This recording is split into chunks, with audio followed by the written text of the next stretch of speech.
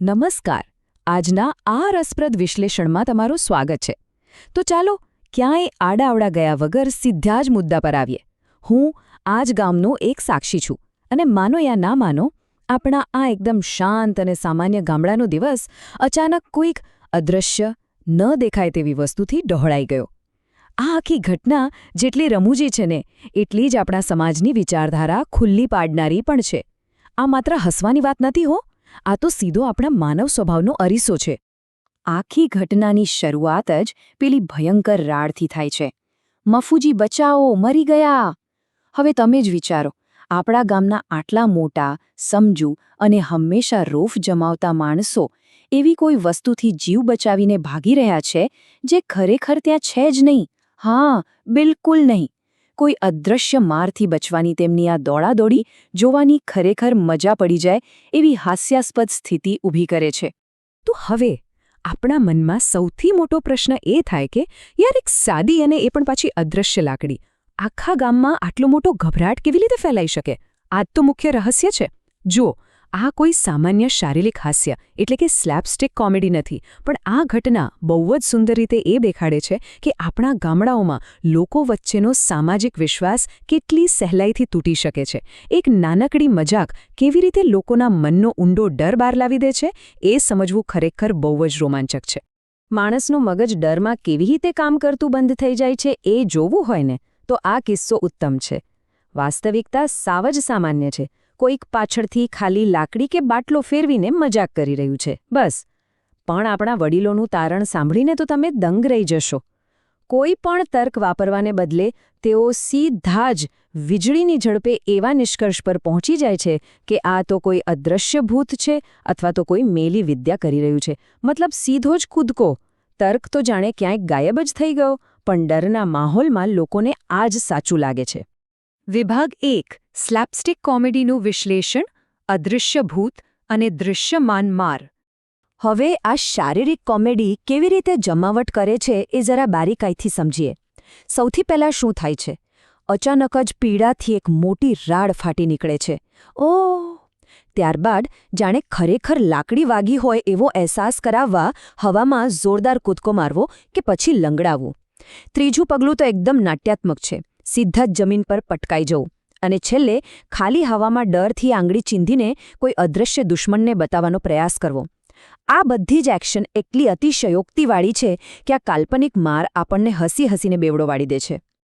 આખી વાતનો નિચોડ એ છે કે આ કોમેડીનો ઉપયોગ ભયંકર કુશળતાથી થયો છે.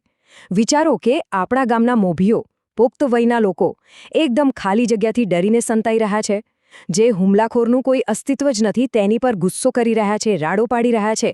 આ દ્રશ્ય આપણા ગામના હંમેશા ગંભીર રહેતા સત્તાધારી વડીલોના રોફ અને ગૌરવના રીતસરના લીરેલીરા ઉડાડી દે છે. એમનો એ ડર અને લાચારી જોઈને પરિસ્થિતિ અત્યંત મનોરંજક બની જાય છે. સાચું ને? હવે આગળ વધીએ વિભાગ 2 તરફ. અફવાઓનું બજાર, જ્યાં વાત ગૂંચવણથી શરૂ થઈને સીધી ભયંકર શંકા સુધી પહોંચી જાય છે.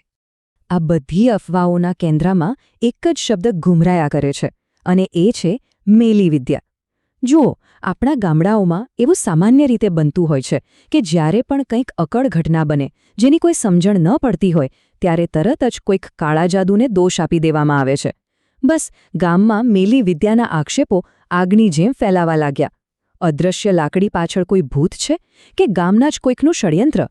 ખરેખર આશ્ચર્ય થાય કે આસપાસ રહેતા પડોશીઓ કેટલી ઝડપથી બલીનો બકરો શોધવા માંડી પડે છે. આખો ઘટનાક્રમ કેવી રીતે આગળ વધે છે એ બરાબર સમજવા જેવું છે. સૌથી પહેલાં તો લાકડીનો હુમલો થાય એટલે ગામમાં ભારે અફરાતફરી મચી જાય.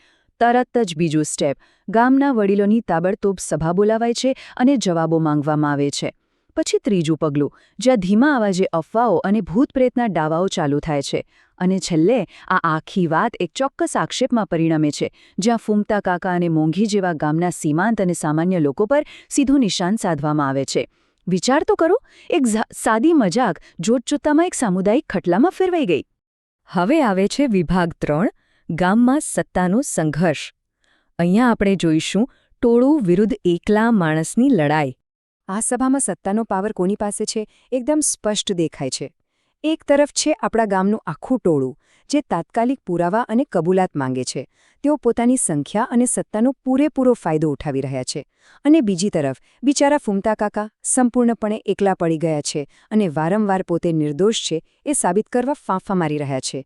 ટોળા પાસે બિલકુલ વાહિયાત અને ખામીયુક્ત તર્ક છે, જ્યારે પેલો એકલો માણસ સાચો તર્ક સમજાવવાનો નિરાશાજનક પ્રયાસ કરી રહ્યો છે. આ સ્પષ્ટ બતાવે છે કે વડીલો પોતાની સામૂહિક સત્તાથી એક સામાન્ય વ્યક્તિને કેવી રીતે દબાવી દે છે. અરે આ ટોળાનો તર્ક શું છે એ તમે સાંભળો ખાલી. એમની દલીલ એવી છે કે અમે નતા બોલ્યા તોય અમને માર્યા, એને ચેમ માર ના કાઢ્યો. મતલબ આ હાસ્યાસ્પદ તો છે જ, પણ સાથે સાથે ભયાનક ટોળાશાહી પણ છતી કરે છે. એમનો તર્ક એવો છે કે કારણ કે ફૂમતા કાકાને પેલા અદૃશ્ય ભૂતે માર નથી માર્યો, એનો સીધો અર્થ એ કે ફૂમતા કાકા જ આ ભૂતને કંટ્રોલ કરી રહ્યા છે. કોઈ પુરાવા નહીં, કોઈ સાચું કારણ નહીં, બસ શંકા ગઈ એટલે ગુનેગાર નક્કી. અને આ બધા વાહિયાત આરોપો સામે ફૂમતા કાકાનો બચાવ કેટલો ભયાવહ છે એમના આ શબ્દો પરથી જ ખબર પડે છે. હું ભગવાનની સોગંદ ખાઈને કહું છું કે હું આ વસ્તુ નથી કરી. આ વાક્યમાં કેટલી લાચારી છુપાયેલી છે. પણ અહીં સૌથી મોટી અને કડવી નોંધવા જેવી બાબત એ છે કે ગામમાં અફવા અને શંકા એટલી હદે ઘર કરી ગયા છે કે હવે લોકો ભગવાનના પવિત્ર સોગંદને પણ ઘોડીને પી ગયા છે. જ્યારે ભય આખા ગામ પર હાવી થઈ જાય ને, ત્યારે સત્ય અને સોગંદ બધું જ પોતાનું મૂલ્ય ગુમાવી બેસે છે. વિભાગ 4. અંતિમ ચેતવણી. એક ખૂબ જ તણાવપૂર્ણ અંત. અને ચેતવણીનો આંકડો છે 2. ગુસ્સામાં ભાન ભૂલેલા વડીલો ફૂમતા કાકાને તેમની કહેવાતી મેલી વિદ્યા બંધ કરવા માટે માત્ર ને માત્ર 2 જ દિવસની કડક મહેતલ આપે છે. જો 2 દિવસમાં આ અદૃશ્ય માર પડવાનો બંધ નહીં થાય ને, તો બહુ ગંભીર પરિણામો ભોગવવા પડશે એવી ધમકી અપાય છે. બસ આ 2 દિવસની ડેડલાઇન આખી રમૂજી પરિસ્થિતિને અચાનક અત્યંત ગંભીર અને જીવલેણ બનાવી દે છે. તો આ આખા વિશ્લેષણનો સારાંશ શું નીકળ્યો? જુઓ, આ શાનદાર કોમેડી ખરેખર તો એક બહુ જ ઊંડી અને કડવી વાસ્તવિકતા પર ઊભી છે. બહારથી જોતા આ એક જોરદાર સ્લેપસ્ટિક કોમેડી લાગે, જે આપણને પેટ પકડીને હસાવે, પણ અંદરખાને તે આપણા ગામને લોકો વચ્ચેના વિશ્વાસના સંપૂર્ણ પતનને દર્શાવે છે. ડર અને અફવાઓના કારણે કેવી રીતે પડોશીઓ એકબીજાના દુશ્મન બની જાય છે એ આ ઘટનામાં સ્પષ્ટ દેખાઈ આવે છે. ખડખડાટ હાસ્યના આવરણ નીચે એક બહુ જ ભયાનક સામાજિક વાસ્તવિકતા સંતાયેલી છે. અંતમાં એક વિચારવા જેવો પ્રશ્ન મૂકીને જાઉં છું. જ્યારે આ શારીરિક મજાકનું હાસ્ય સાવ બંધ થઈ જશે, ત્યારે ડર અને શંકાથી ઘેરાયેલા આવા ગામમાં પેલા ખોટી રીતે ફસાયેલા આરોપીનું શું થશે? આ શાનદાર ગ્રામીણ હાસ્યની પાછળ છુપાયેલી આ અંધારી વાસ્તવિકતા ચોક્કસપણે આપણને વિચારતા કરી મૂકે તેવી છે. આજના આ વિશ્લેષણમાં જોડાવા બદલ તમારો ખૂબ ખૂબ આભાર. આવી જ રસપ્રદ અને વિચારવા મજબૂર કરતી બાબતો પર મનન કરતા રહેજો. આવજો.